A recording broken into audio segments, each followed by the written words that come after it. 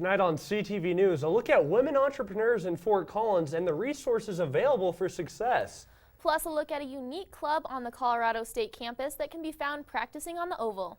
And all the latest CSU sports with Olivia Landis, weather with Sierra Symes, and entertainment with Gabe Procrest. Hello everyone. Good evening and thanks for watching CTV News live on Channel 11 or on the Collegian.com live stream. Thanks for tuning in to the first Thursday CTV show of the semester. Being your own boss is a dream held by many, and it turns out Fort Collins may be the perfect place to start your own business, especially if you're a female. Fort Collins is known as a friendly, youthful college town rapidly approaching a population of 160,000, a perfect mix for business opportunities. In a new report from goodcall.com, the city ranks 23rd in the nation for best cities for women entrepreneurs, where there's a stable job market and healthy economy. This town doesn't think linearly. Not black and white. Yeah. Danielle Stringer and Darcy Peters are active members of Allied Women's Entrepreneurs, a nonprofit Fort Collins-based organization that helps inspiring entrepreneurs.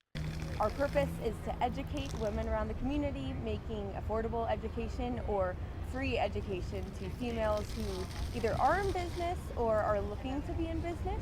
They learn how to overcome issues entrepreneurs may face, like lack of capital and not having a solid business plan. A lot of people have really great ideas and they just kind of go straight into it, but they don't strategically plan it. The Kansas City Kitty in downtown Fort Collins has successfully been selling clothing, accessories, and locally made unique items since 2002.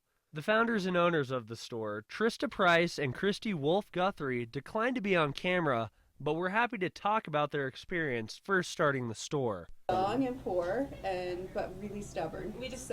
Honestly, we just didn't even think about any of that stuff. It was just kind of like we just knew we wanted to do it and we just did it.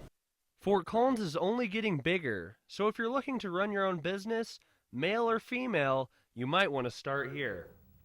Allied Women Entrepreneurs offers free and paid education to all women interested in business. To sign up, all you have to do is call 970-460-6293. With the resignation of ASCSU Vice President Taylor Albaugh in July, ASCSU has finally sworn in a new vice president. Phoenix Duger was sworn in on Wednesday, the Collegian reported. ASCSU President Jason Sidoriak commented on his qualifications, stating, quote, "He was the Director of Finance and he will be in charge more of Student Fee Review Board than the Senate this year. He has a strong understanding of the Senate, especially being the interim VP this summer," end quote. The city of Fort Collins is reminding citizens to protect themselves from West Nile virus. Many people will be outdoors this Labor Day weekend, so follow these simple steps to prevent West Nile. Use DEET or other mosquito repellents that are effective against carrying West Nile mosquitoes. Remember that mosquitoes are most active during dusk and dawn. Wear long sleeve shirts and pants, and drain standing water in your yard to minimize mosquito breeding areas. One person was reported to have contracted West Nile and encephalitis this past summer in Fort Collins. 5 others have had West Nile fevers. CSU is taking part in the Department of Energy Workplace Charging Challenge. The university is encouraging electric vehicle use among students and staff.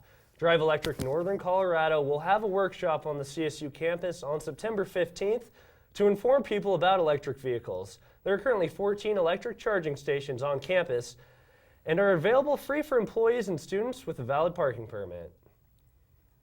There are a lot of clubs on campus that many students may not have heard about. One of those clubs is the Circus Club. This group meets twice a week to practice skills like juggling and poi spinning.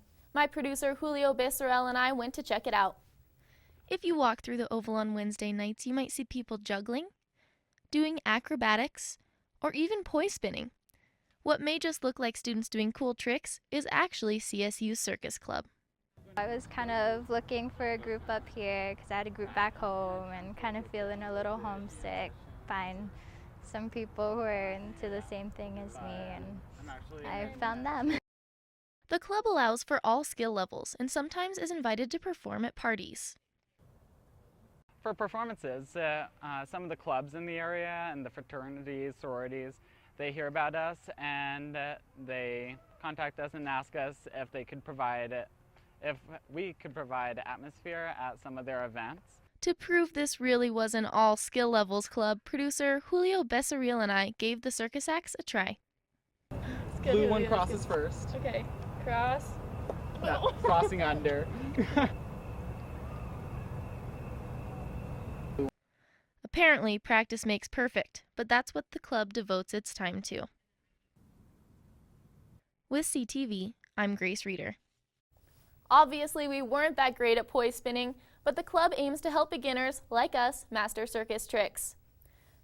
Karsen, the question is, can you do a handstand? Cannot do a handstand at all. What about eating fire? I like to eat fire sometimes. It gives me a little bit of heartburn, though. That's a bummer. Wasn't a good joke at all, was it? Do you do handstands, juggle, No. circus talent? No? No, not particularly. It's Okay. okay. It's okay. All right.